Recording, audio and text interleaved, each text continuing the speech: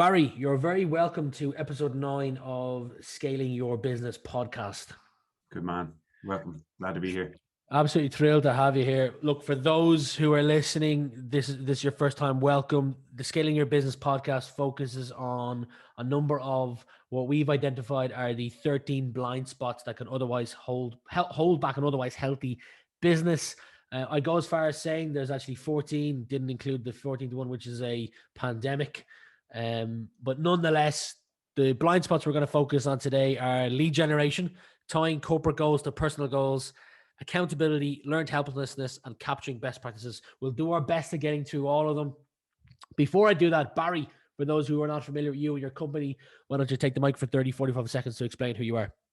I'm CEO of a company called the Involve Group. We're based in Ireland, in Donegal.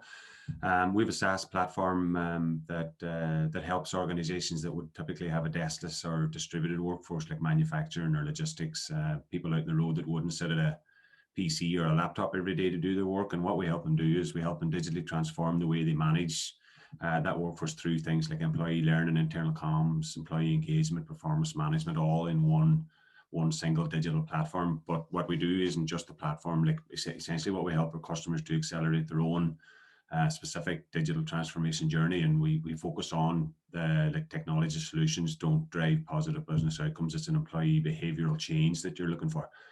So we work with a lot of our clients to help them reduce cost, reduce workload, improve productivity by sort of getting that change implemented. So we work with the likes of Coca-Cola, Cadbury, Kalina Group, Iceland Manufacturing, White Park, a lot of names, Total Produce, companies like this, helping them on their whole digital transformation journeys. You've got an impressive list of clients for sure. And I love that you say that it's down to the employee. We call it behavior, attitude, and technique, and not necessarily the technology behind it.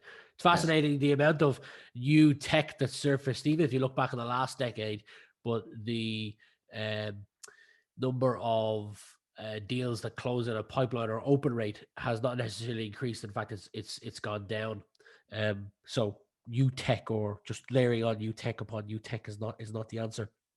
Lead generation, first blind spot I want to start with. In Sandler, we have this term called a cookbook. Essentially, to break it down, it is a list of daily must-do activities so that you keep your pipeline healthy so that you continue to hit your target. So, for example, I know that every single day when I go into the office, I have got to spend...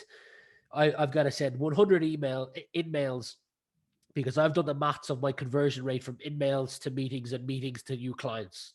I've also got to make 50 calls because, again, I've done the maths. So it's essentially a breakdown of the maths the basics that I need to do to keep my pipeline healthy so that I can hit my targets. The prospecting behaviors is what you might want to call it. In terms of lead gen, what are your top 3 sources for generating leads? Some examples: referrals, LinkedIn, networking. What are yours? Well, what do you call it? It's a bit of a combination of everything. We've been doing this now for about 10 years, all up, and tried loads of different things. Some things work, as you say, and some things don't work. Yep.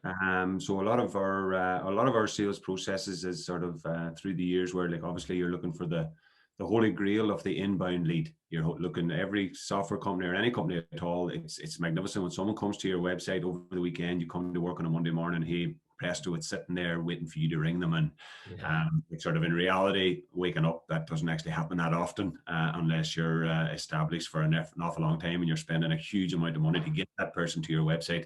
And if it does, I'd be slightly concerned as well if someone's emailing you. That would send off signals in my mind going, oh, I don't know if they're showing too many positive signs for me, that's a negative sign. Yeah, well, any positive sign at all that has to be investigated, and you look at it. Do you know what I mean? Sure. You look at it because you never know what's behind the covers until you take a look.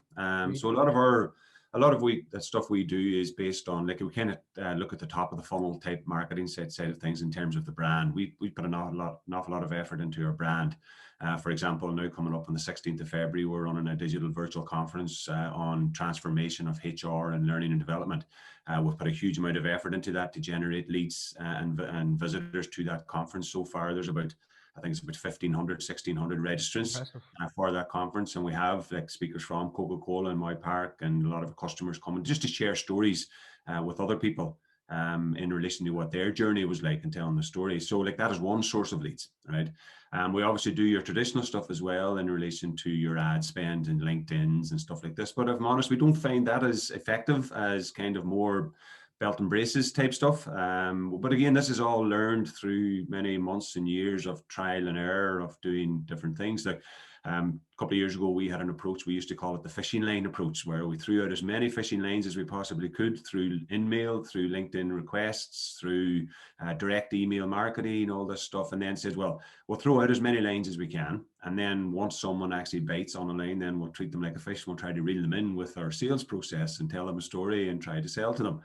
What we found was we sent out an awful lot of fishing lines, and the reward didn't fit the effort that possibly went into that. So what we identified, this was a good few years ago, but what we identified was that the fishing lines in that analogy weren't personalized enough, is that it was a very generic message going out. So now we really focus on much less, way down in numbers in terms of reaching out to people, but we focus on the personalization. So we really go to town before. There's no outreach without reason, is sort of the sound bites that we have, right? Is that we don't outreach and try to connect someone unless we've got a relevant story that's relevant to them. So therefore we have to ask ourselves as a team, and we have people within the involved team that do this and say, well, if we're reaching out to a company or an individual, what is it that's personal to them? Have they spoken at a conference that is aligned to our sales message? Have they indicated through the issuing of a tender? Have they done something that's indicated to us that they would be a prospective prospect? To be receptive for the sales message or the solution that we can actually deliver for them. And what we call that is, you're probably familiar with the concept of an ICP, an ideal customer profile. So we've defined what our ideal customer profile is. We've defined it into 8 criteria. So what we've said is that, for example, our ideal customer would have over 250 employees. Now, we have a lot of customers that are way lower than that, and we engage with them and have been very successful engaging with them. But we have other customers that have 10,000 staff. So what we've turned around and said, well, okay, what's the ideal customer? What is the criteria of a customer that would say, well, okay, this morning, I would love to talk to people with these criteria. And we broke it down. We come up with 12, 13 at the start, and then we narrowed it down to sort of 8 or so. And what we said, well, okay, they had to have a certain number of employees. Yep. They had to have a deskless and distributed workforce, because our solutions are ideally suited to the people that would not be sitting at a PC, whereas a lot of IT solutions are suited to someone sitting at a laptop or a computer all day. So we built all of our technology and our solutions around the non-connected, that non-desk type of an audience, which at the end of the day makes up about 85 to 90% of the workforce. It's the people in your manufacturing sites, it's your pharmaceutical, medical devices, food manufacturing, retail, hospitality, care industry, all of these industries. So that's the target audience that we go after. So what we identified was, well, they needed to have a certain number of employees. They needed to have, they needed to be in an industry that we identified would have a large percentage of their workforce as non-connected, deskless, distributed type stuff.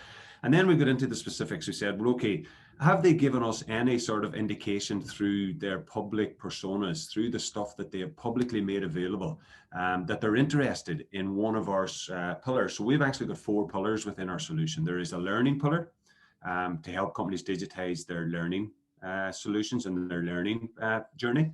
We have an employee engagement pillar, so we help companies digitize the engagement side of things through the use of mobile phone apps. Our branded mobile phone app, employees in our client companies would have their app on their phone, so their learning plan and their engagement, their surveys and company news and everything is done through the phone medium. Then there's a communication pillar within our solution, internal communication and sending out notifications and stuff. And then there's a performance pillar, which is the sort of doing coaching reviews and talking regularly, moving away from the performance appraisal once a year type of a structure. So there's 4 very clearly defined pillars. And we have clients that engage with us on all 4 because they want to digitally transform absolutely everything, the way that they manage their staff. So they want to change behavior from the beginning of someone accepting a job right through to they potentially leave the company. And then we have other clients that are just saying that I want to digitally transform learning first of all, and then we'll move on to the other criteria. So when we look at those pillars, we say, well, in terms of identifying a lead, coming back to your question, there's no point in us going to talk to someone unless they're actually interested in one of those. Yeah. Right? So what we do is we've our research and we've our tools that we use to research the internet, research the market, to sort of watch things to say, well, okay, is there an organization that would give us an indication that they have an intention to either purchase a solution like ours or be interested in at least hearing our pitch? Okay, so what we do then is once we've identified, and there's 8 criteria that we've identified, and a company has to score 5 of them before we'll engage heartily with them. Okay, that doesn't mean to say that if someone scores 2 or 3 and they're very interested, we wouldn't talk to them. Of course we do. But to actually say, well, okay, this is a company now that we're prepared to put into what we call our account-based marketing funnel, where we actually go after that company and say, well, we want to influence that company as much as we possibly can. So what we do then is once we've identified and what we call an ICP, an ideal customer profile, we say, well, how do we engage with that customer now? How do we, or that prospect? How do we influence them, right? Then we're back into your traditional mediums of LinkedIn. Then we try to connect with them via email. Then we try to like it's traditional, but it's trying to get people talking on the phone. What we try to do in our company is that we've never once sold our solution to anyone unless we got talking to them on the phone. Or like in the current climate, like ideally you're sitting in the same room and you get a meeting with them, but that's not possible obviously currently. So if you don't get talking to the client on the phone or the prospect on the phone, you have no chance of selling to them. So what we do now, that's a critical point in our sales cycle, is when do you get talking to someone and much effort does it take to get them on the phone? And once we've got them on the phone, then you're into the sort of the process of trying to tell them a story that would be relevant to them, that would give them an indication to say, do you know what, I just want to learn a little bit more. I want to learn about what you've done with Coca-Cola. I want to learn about what you've done with Total Produce. I want to learn what you've done with Iceland Manufacturing. Depends on the industry that they may be in. So there's a load of different things there in relation to lead generation. But what we've found is that sort of there's too much noise out there at the moment for mass. There's sending out too much requests, too many pieces of information, trying to sort of connect with too many people. We just found that it wasn't as, you do get successful at that, but we found more success by being uber personal, by really thinking about who we're targeting as opposed to just going after everybody. And I said, Rian, this is learned through experience. We've done it. We for example, when we signed up our first few customers a dozen years ago, they happened to be in the food manufacturing industry. So what we thought then, as every company I'm sure does, this client's in the food manufacturing industry, I've got a reference clients, let's go after everybody in the food manufacturing industry. But those companies were never on a sort of a change cycle. We spoke to an awful lot of companies that loved what we do, but just weren't ready to make a change. So now what we've tried to do is say that the leads that we're targeting, they have to give us some indication that they're ready to make a change. They're either thinking about it, they're in the market looking about it, or they're actually putting out a tender or something like that, where it's a very, very strong indication that they're interested in making a change. So hey, it's a mixed bag, but a lot of it is it's what do you call it? It's practical stuff.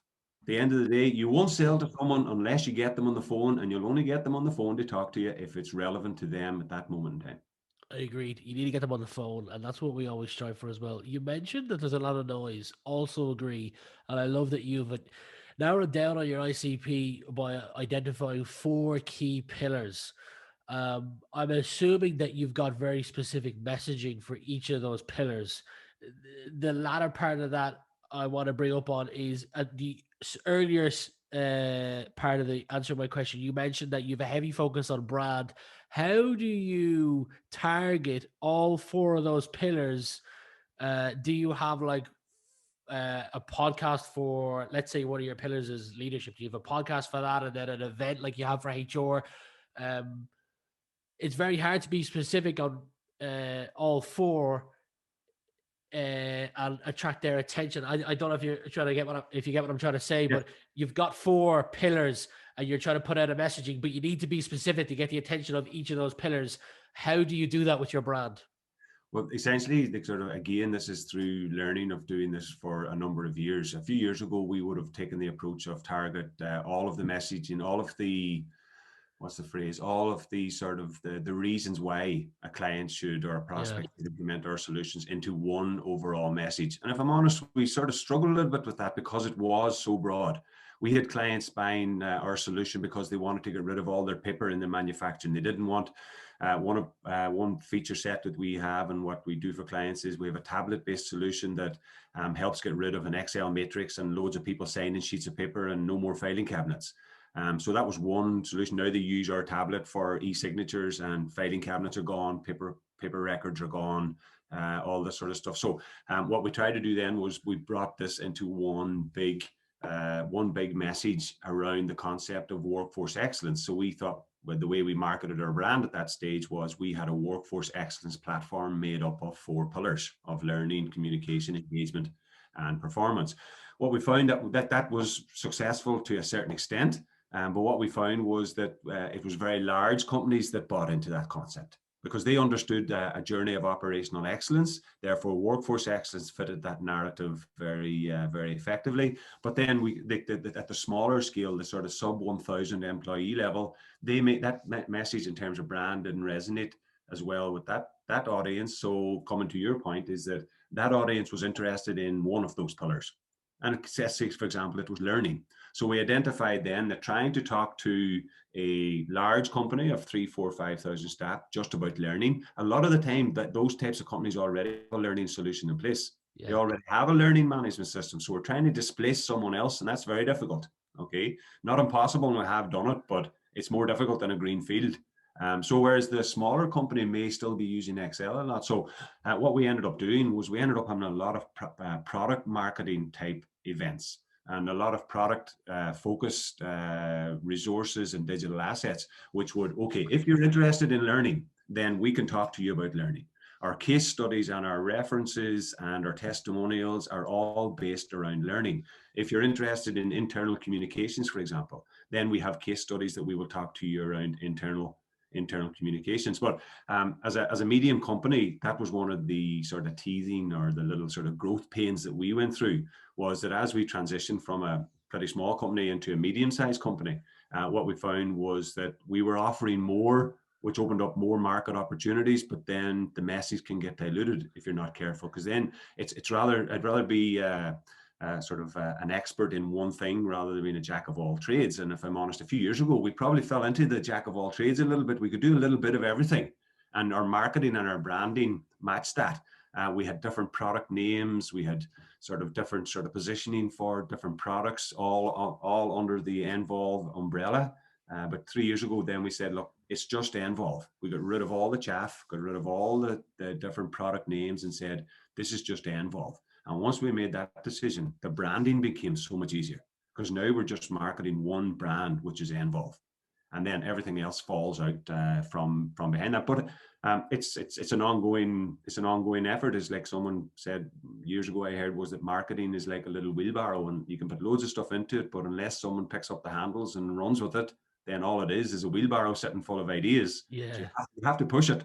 Someone has to run with it. So it's an ongoing thing, but it's getting us to where we are right now, which is we're very content and happy with our growth. But we're always looking for more. We're always looking to do it better. It's continuous improvement all the time. That's awesome to see. Some people don't agree with me on my next point, and you might be one of them, but I'll say it anyway.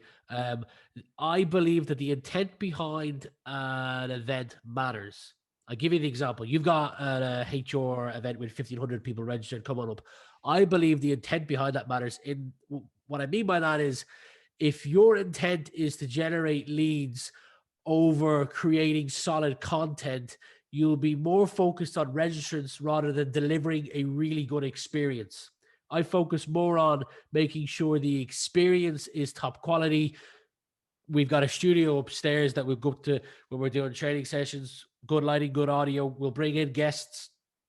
When the experience is good, word spreads fast. Rather than focus on driving as many bums to seats, virtual seats in this world, as possible. Two-part question. One, agree or disagree? And two, what has the impact of running events had on your business, the brand of your business? Have you seen any dollars or euro as a result of running these events? First one, I partially agree with you. Okay, in terms of the the thinking through the event. And again, this is like we've done numerous events now, so we've got better and better and better as we've done them, right?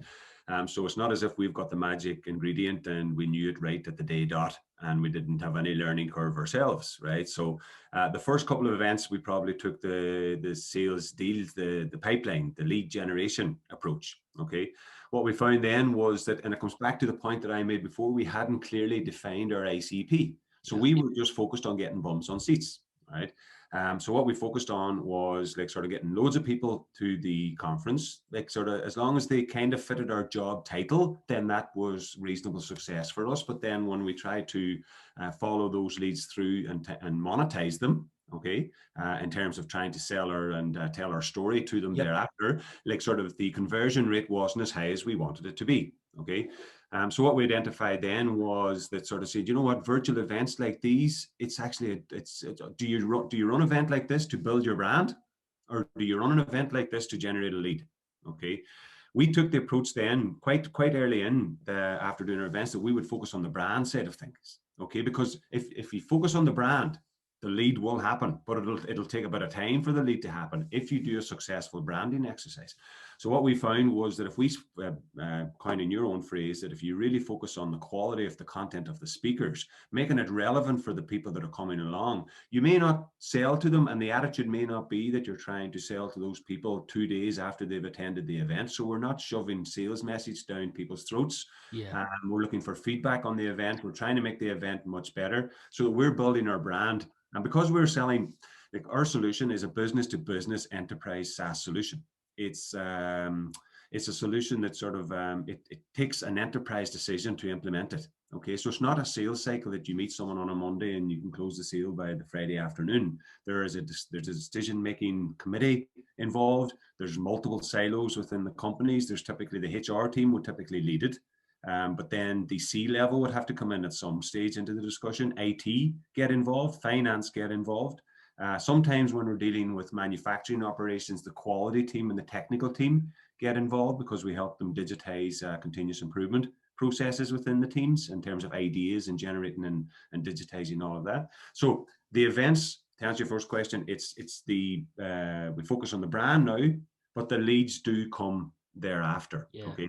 And then it's a matter of working through on the leads, because as every company, particularly in the early stages when you're bootstrapping or you're trying to sort of grow your business, it's cash flow that grows the business. And you don't get cash flow from building your brand. You get cash flow from generating customers who pay you fees for your solution. So at the end of the day, you have to, the draw from building a brand over to lead generation is always there, and it's a very, very strong pull. And the smaller the company, I find, is that you have to generate the leads, because it's the leads that'll keep the lights on, that'll allow you to hire the new business development reps, that'll allow you to grow your business and scale your business. Whereas when you get a little bit of scale behind you, you can actually say, do you know what, like, we can afford to spend X amount of dollars or euros on a virtual conference event. And it doesn't matter if we don't monetize them for 3, 6, or 9 months, but because you believe that you will monetize them at some stage of the journey. And that's kind of where we're at the moment. You mentioned to me prior to coming on this around length of time of the podcast, and this is not your first event that you've ran, the one coming up. So you seem to take what you've done and learn how you can improve upon it. So I'm curious to know, the world changed a year ago, and the clients that we work with, or majority inside sales teams, you work with those that aren't in the office. What have you seen that's changed in terms of from your client's end when it comes to learning? How have you as a business changed in delivering that training, attention span wise, technology wise? You could reference as an example the upcoming event you have, the things that you're doing from a world that where we were playing in was majority in-house. Now I know that you're not in-house, but what have you seen that's changed over the last 12 months? There's obviously like a very rapid shift towards digital learning. Okay, because the bottom line is, you say, look, classroom training, and we partner with some classroom training providers, helping them digitize their content so that it can be delivered out electronically through your typical LMS type of route, and helping them monetize that. But the reality is, people don't sit into the classroom. One piece of our technology actually it was the very first product we developed, or I developed myself, about, it must be 14 years ago now. It was a little keypad clicker system. It was a bit like who wants to be a millionaire when they asked the audience A, B, C, or D, you Ah, know. yes. But it was actually turning a PowerPoint presentation into a who wants to be a millionaire quiz show. So you deliver your slides, but then everyone would have a keypad, blah, blah, blah. It was great fun in the classroom. Like sort of the sales of those almost stopped because nobody was actually doing any more classroom training. Yeah. So therefore, we were selling a solution. Well, luckily at that stage, when COVID hit this time last year, luckily at that stage, it was a very, very small percentage of our overall mix. We'd changed away from that a good number of years ago. But for a long period of time, that was our core revenue driver. We're fortunate that that wasn't the case when COVID hit. Okay. Yeah. So a lot of companies now, what we'd find is that sort of like, yes, they've moved digital, right? But let's not forget as I mentioned at the outset, Rian, is that 80 to 90%, it's a very, very high percentage of the global workforce, and this includes Ireland, the UK, and everyone else, is that Mm. a lot of people don't have the opportunity to work from home. A Yeah. lot of our clients have, people have to come into the factory. They still have to come into the manufacturing site. They still have to drive the buses. They still have to drive the lorries and the transport and things like this. So I think it's 80 to 90% plus of a global workforce doesn't sit at a PC. They're actually deskless in nature. Okay. So our solutions have been geared towards those guys. And what we found is that from a training perspective, not an awful lot changed. Those people still had compliance requirements that they needed to fulfill, either from a food safety standpoint or from a pharmaceutical regulatory standpoint. They still needed to do the training. But what we found was that sort of when people did move home, it became very blended. Organizations like Coca-Cola or Iceland Manufacturing, what they would do is that everybody came to the location. So now what they had was they could run a classroom. Some people could do the courses in the classroom. Some people did it at their station on a tablet or whatever, but it was all under the one roof. So what we found was that the largest percentage of our employees' workforces, their roles didn't change substantially. The training still continued on the same way that it's always trained, but now they have to have a blended approach because the people who could work from home were working from home. So now they couldn't fill up a room with 10 production operatives and 2 people from the office, right? That's the way they used to do it. Yeah. So now it was giving them solutions and techniques where they could do a much more blended approach to fulfill their learning requirements, as opposed to sort of saying, yeah, let's use all classroom or yeah, let's use all e-learning. It was very much a mixture of the two. But hey, you see it there. Like I get so many junk emails coming in trying to flog LMSs and e-learning solutions and solutions for the modern workforce and all this sort of stuff. I think people are just fed up hearing that now. It's like sort of, yes, the world has changed. The training and the way organizations digitally engage with their employees has changed, but it's all good. Because a lot of these changes now are permanent, because like one of the big things that we do for our clients is when we actually do our value proposition and we do our return on investment, and when we actually give a price to a client, we tie it right through to the end of the journey. Once we give a price to a client, as part of that analysis before they make their decision, we work with them on a return on investment report. We give them a very clear return on the investment. That figure then on the return on the investment, be it 5 times X or 6 times X, that's actually built into our solution, into the platform. So every single month, the client can log in and see that return on the investment getting closer and closer and closer to what was promised to them at the very start. So it's changed, but it was changing anyway. But from Yeah. this customers, we didn't see a huge shift. They still had to do all the stuff they did this time last year. See, that's interesting because from my world that I live in, our clients here in the Irish franchise are Salesforce, Zendesk, Microsoft, a couple of those corporate things, but 95% of them were working in the office and now they're working from home. So for me, the world completely changed to flying to London to do a session, to then Dublin. Now I'm in a small village in County Meath in Rotova, and I've just been stuck here since. So it was a complete 180-degree flip for our business. Interesting that I live in that small of a world, that 80% of the rest of the workforce hadn't changed. I want to keep this conversation around lead gen, and I know we're coming towards the end of it, but one question I did have for you've mentioned technology a few times. I'd love to know how you capture your best practices, so whether that's so that you can look back, or if you, almost like a blueprint that you can hand to a new hire. where they're coming into the business as well, saying this is what works best, this is how we do things, so they can get up to speed pretty fast. How do you capture best practices? We have a process. Well, on a weekly basis, for example, we have a Monday check-in meeting. So the whole team jump on a call, because even though all of our clients, their workforces are deskless, still coming to the locations to do their work or whatever, we as a company have all gone remote. So we've kind of straddled both. Yeah. Because all of our team are actually remote. We haven't been in our offices in Letterkenny now in 12 months. I go in once every 2 weeks to pick up 2 weeks to pick up the post. That's all I really do. And so there's been a big change from our own technology, but we're a SaaS technology company. That transition for us was quite simple. We were already using Microsoft Teams. We were already using web conference stuff. So like transition wise, it wasn't as difficult for us. But in relation to best practices, that's one thing we initiated right at the very start. Was Monday mornings, guys, a big heads up. What are we doing for the week? What was your goals for? What was your input, and how did you get on last week in terms of meeting different objectives or metrics that we set for individual within the team, so everyone can see that everyone's still doing what they need to do, because it's one big part of the whole. Everyone knows where they fit in. Okay, we have a coffee check-in then as well on a Friday, just at 12:30, just what's the crack type of a conversation, like sort of don't really focus too much on the business side of things. But what we've done then as well is, from all of that, we kind of had this pre-COVID anyway, was that we've got what we call the Involved Sales Manual. Okay, sales and marketing, only about 12 slides of a PowerPoint slide deck. I update it every January or before if I need to. Okay.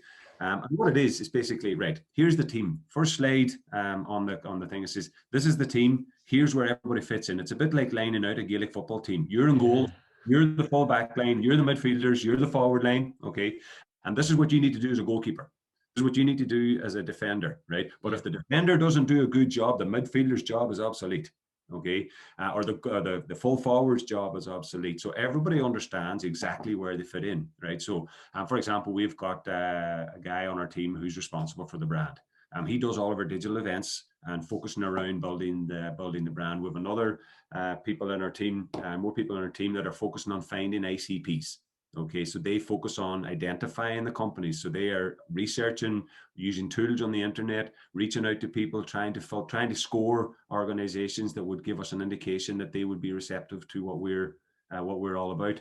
And then we have people that take those ICPs. They're the midfielders. Okay, they sort of go and say, well, they're now reaching out to these people, and that's sort of where the success comes from, is trying to reach out with a personalized message to get the people to listen to our stories, to hear the benefits that we're adding to a lot of our other clients. And then after that, we have a customer success function that basically focus on making sure that customers adopt and use the technology that they've bought into, so that we can go back to them at a stage in the future and say, do you remember that value I promised you 12 months ago when you signed up an agreement with us? Do you remember the figure I put on the proposal? Well, guess what? There is the figure. It's not it's not after 12 months. That is a conversation that happens every single month, right? Yeah. So it's not this big figure at the end and say, hey, presto, guess what? It's an ongoing conversation to make sure then what that does then, that focuses the customer, it focuses our team to make sure that we're always adding value, right? Because if we add value, we can reduce cost, increase productivity, all the things that we promise our customers. We're prepared to put our neck on the line and say, well, we're not only just putting this in a document to try to sell you an IT solution. We're going to deliver this. Our team deliver that. So the manual outlines the whole responsibility of the team. And then we go into a little bit more detail and we say, well, okay, what is the criteria for an ICP? How are we going to find them? So if I was hiring someone for that particular role, as you mentioned, then I could say, well, okay, this is the manual. This is our definition of an ICP. This is how we find them. Then we've got just one slide. We keep this very simple. It's not a big training document that you have to read through. It's one slide. If you're in the new business development team, this is what we suggest you do. This is our roadmap. You try to connect with someone on LinkedIn. You send them an email. You may get their email address, send them an email, but do not under any circumstances bombard them with 2, 3, 4, 5. Do not under any circumstances set up a HubSpot sequence with 7 emails, one after the other. Because what you do then is you actually have a counter negative effect. Because as I believe is sort of, and it happened to me this morning twice, right? Everyone gets spam. right? Yeah. It happened to me twice. And I personally use my Outlook and my inbox as my to-do list. Okay, so once I've done my tasks, whatever, they stay in my inbox until I've said, well, that is done now. So if someone sent me a request or whatever I need to do, so my inbox is my to-do list. So what I find is that I've got my to-do list down every Friday down to 2 or 3 emails. I'll sort that next week, right? I come in on a Monday morning and somebody somewhere has sent me a bit of spam, and guess where that spam email has landed? Your Right at the inbox. very top of my no, right at the very top of my to-do list. And I didn't give you permission to land at the very top of my to-do list. Yeah. Right. So now I'm getting a little bit pissed off. Right. So we just ban those emails, those master lists of emails we sequence. Think they're totally counterproductive. And then sort of, so the customer success side of things again, well, what is our road book, or what is our playbook for customer success? It's like, well, it's like making sure you communicate once a month, making sure you understand the value, make sure the customer right from the outset is bought into the roadmap that you're going to implement for them. Make sure that you've actually clearly defined what good looks like in 6 months' time and 12 months' time in the eyes of the customer, so that you can go back 12 months' time and say, guess what? Do you remember that time we envisaged what good looks like? We're now here. We've helped you get from there to here. And that helps us as a company then. And like I got an email in last week from a prospect that we're working with, quite a large company, which was a fantastic email to get on a Friday evening. It was actually just last Friday, where Nice. the head of learning development basically said that the involved team was amazing. It feels like the two people that are working on the project work for our client and not for involved. And they're really looking forward to a global rollout of our technology. And they sent that email to me as the CEO and founder of the company, just in case the two people that are on the team didn't feel that I would get noticed, they would get noticed. And this came from someone very senior. And those emails are like gold dust. I know I found it off last Friday with a tremendous smile on my face that 2 members of my team were given that good of impression out there, which is kind of the culture that I want to instill into the team, is that add value, show customers that we're not just going to sell you a technology solution. It's not about too many times, and I've been involved in projects with IT, too many times they fall over because the expectations at the start was that they were going to change the world. But technology solutions, in my eyes, don't drive positive business outcomes. It's a change of employee behavior that does. So we focus our efforts with our clients on changing the employee behavior, and then the technology will follow suit. So that all fits into a playbook. Yeah. And then there's other things in the playbook.